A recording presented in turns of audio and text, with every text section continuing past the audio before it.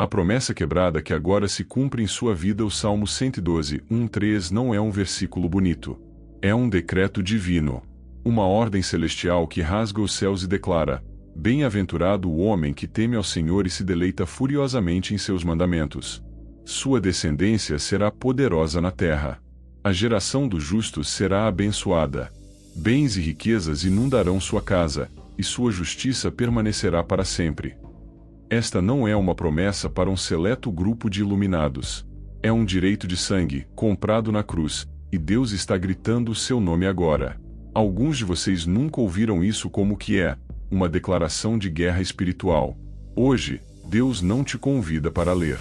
Ele te ordena que empunhes este salmo como uma espada, que a uses como uma chave para destravar os cofres celestiais que foram saqueados por maldições hereditárias, por pactos não quebrados, por mentiras ancestrais que você carrega como se fossem sua própria pele. Deus está erguendo um exército de ruptura. Um povo que olha para a história de sua família e grita: basta! Comigo, isso acaba. E se o seu espírito está em chamas, se o seu coração lateja com essa verdade, declare agora: comigo, a maldição se quebra. Esta não é uma frase de efeito. É um ato profético. Um grito de guerra que ecoa nos corredores do inferno e faz os demônios estremecerem. O céu não só te ouve, ele te respalda com poder absoluto. Quantos de vocês viveram uma vida de dívidas? Não apenas financeiras, mas emocionais, espirituais? Você carrega a crença podre de que não é digno da abundância, de que se prosperar, algo ruim acontecerá. Isso não é humildade. É escravidão.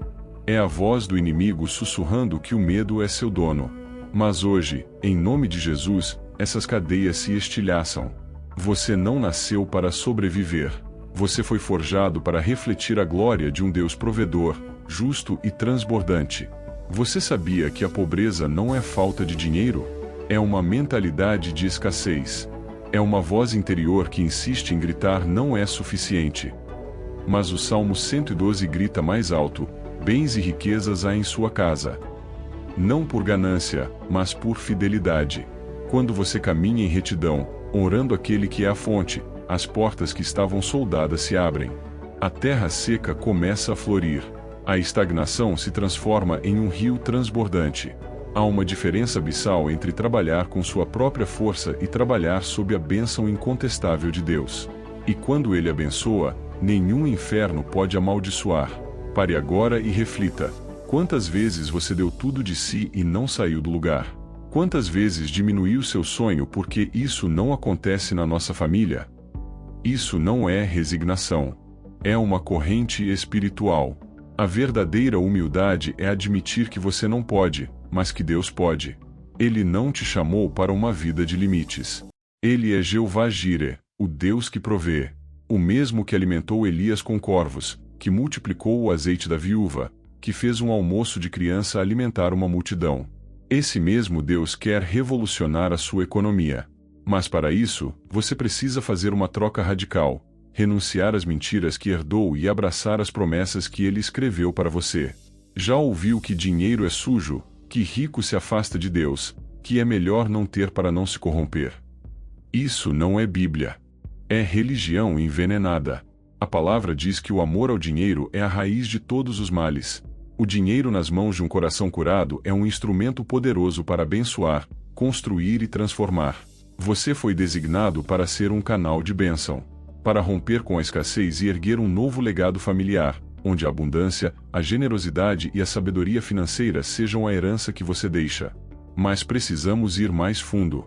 A batalha final não é na sua conta bancária. É na sua mente. É no seu espírito. Suas próprias palavras e pensamentos podem ser as correntes invisíveis que estrangulam o fluxo da provisão divina. A dúvida, o medo, a murmuração constante, são maldições autoimpostas. Para romper isso, você precisa de uma renovação mental urgente. Alimente seu espírito com a palavra até que ela se torne mais real do que a sua circunstância. O Salmo 112 é uma ordem. É sua declaração de independência. Deus não promete a ausência de lutas. Ele promete que, em meio a elas, o que estava fechado vai se abrir. A sua bênção não é só para você. É geracional. É eterna. Quando Deus quebra uma maldição, Ele não conserta uma vida, Ele redefine o destino de gerações. Agora, a escolha é sua. Você vai continuar repetindo os padrões que geraram a escassez? Ou vai se levantar e declarar que um novo tempo começa hoje? Isso é um ultimato.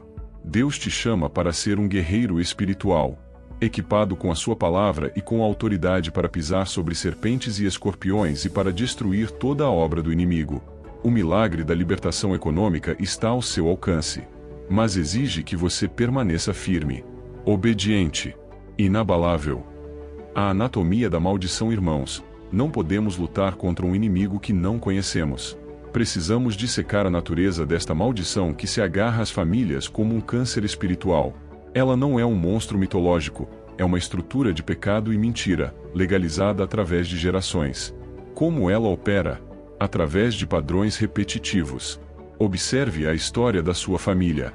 São sempre dívidas, falências inexplicáveis, negócios que desabam no auge, traições que causam perdas financeiras, doenças que consomem todas as economias.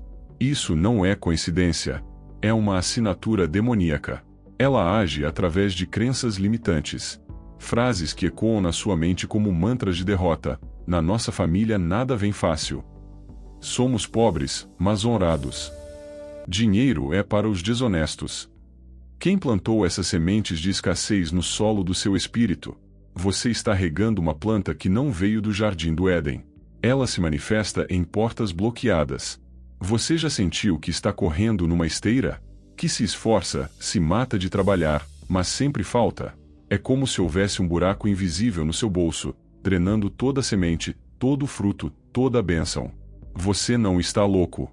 Essa resistência espiritual é real. E o mais perverso, ela se disfarça de humildade. O diabo é o mestre do engano. Ele convence você de que acreditar na escassez é ser humilde, e que crer na abundância é ser arrogante. Ele trocou os rótulos. A verdadeira humildade é crer na palavra de Deus mais do que na sua experiência falida. A arrogância é achar que a sua realidade miserável é maior do que a promessa do Deus Todo-Poderoso.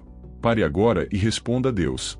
Qual o padrão de derrota que se repete na sua linhagem? Qual a mentira mais forte que você acredita sobre dinheiro e prosperidade? Você tem aceitado a escassez como humildade? O preço pago, a base legal da nossa libertação. Por que podemos falar com tanta ousadia? Porque não estamos invocando um sentimento positivo. Estamos invocando um acontecimento histórico. A cruz do Calvário não foi apenas sobre salvação da alma, foi sobre reconciliação total de todas as coisas, inclusive das finanças. Gálatas 3:13 é o martelo que esmaga a cabeça da serpente. Cristo nos resgatou da maldição da lei, fazendo-se Ele próprio maldição em nosso lugar. Entenda a profundidade disso. Toda maldição precisa de uma base legal para operar. Ela precisa de uma quebra da lei para ter direito de agir. Na cruz, Jesus não apenas levou os seus pecados, Ele se tornou a maldição em pessoa. Ele absorveu em seu corpo a maldição da pobreza, da doença, da derrota e da morte. Quando você declara comigo a maldição se quebra, você não está fazendo um feitiço positivo. Você está apelando para o julgamento supremo. Você está dizendo, Senhor Jesus, a tua cruz é a prova documental de que toda maldição sobre a minha vida foi judicialmente revogada. O preço foi pago. A dívida foi liquidada. Satanás, você não tem mais nenhum direito sobre a minha família, sobre o meu dinheiro, sobre o meu futuro. A autoridade que você tem não é sua. É delegada. É a autoridade daquele que já venceu. Você está apenas executando a sentença que já foi proferida no tribunal celestial. Isso muda tudo. Sua oração não é um pedido, é uma demanda legal. Sua declaração não é um desejo, é uma notificação de despejo contra todo espírito de escassez que habita ilegalmente na sua herança. Expansão. O processo da libertação. A libertação não é um evento mágico, é um processo que exige sua participação ativa. Deus não quebra correntes de um povo passivo. Identificação e arrependimento. É preciso ter coragem de olhar para trás e identificar os pecados que abriram as portas. Foi idolatria? Avareza? Desonestidade? Roubo? Inveja? Quebre o ciclo com um arrependimento profundo, não apenas por você, mas em nome dos seus antepassados. Senhor, perdoa minha linhagem por ter servido a outros deuses, por ter confiado no dinheiro mais que em ti, por ter sementado na desonra. 2. Renúncia e quebra, em voz alta, com autoridade, em nome de Jesus, renuncie toda e qualquer aliança com o espírito de pobreza, de miséria, de escassez e de fracasso. Quebre toda maldição geracional, todo pacto inconsciente, toda palavra amaldiçoada proferida sobre sua família. Eu quebro, despedaço e anulo toda maldição de pobreza, em nome de Jesus. 3. Declaração e recebimento. Agora, você deve declarar o novo tempo. Sua boca deve profetizar a nova realidade.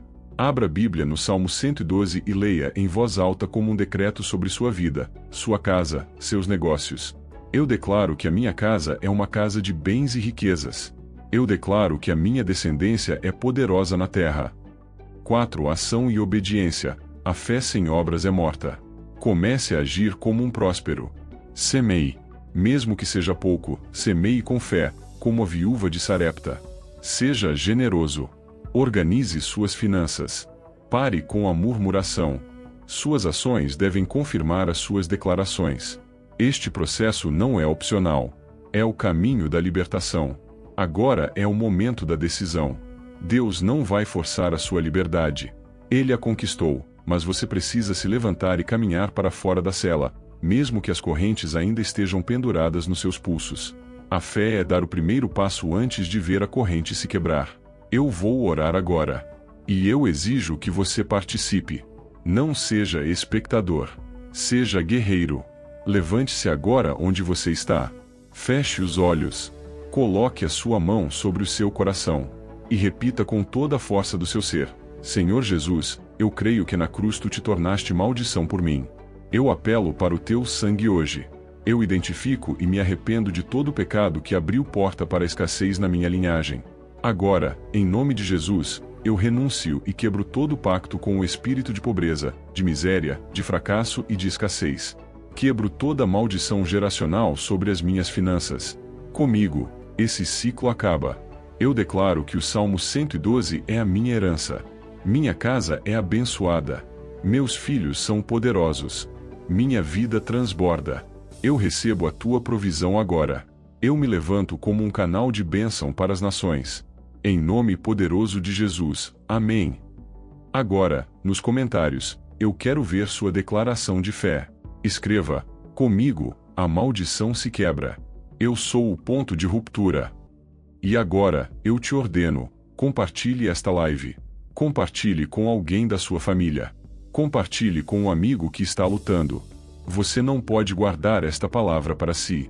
A obediência em compartilhar é o primeiro ato de um coração curado da escassez. E fique atento. Nos próximos dias, vamos mergulhar nas estratégias de guerra específicas. Como orar, como jejuar, como semear para que esta libertação se manifeste de forma tangível e irreversível. Deus acabou de fazer algo poderoso.